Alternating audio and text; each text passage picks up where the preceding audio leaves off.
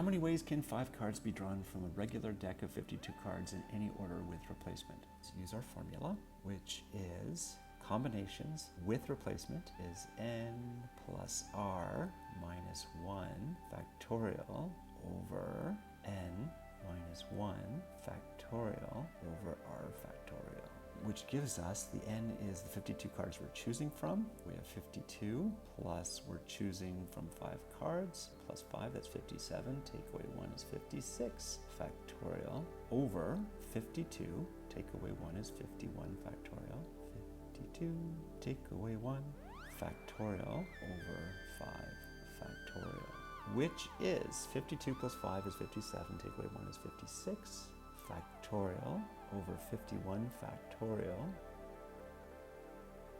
which means this is the same as 56 times 55 times 54 times 53 times 52. Then divide all that by 5 factorial. That gives us 56 factorial divided by 51 factorial divided by 5 factorial is 3,819,816.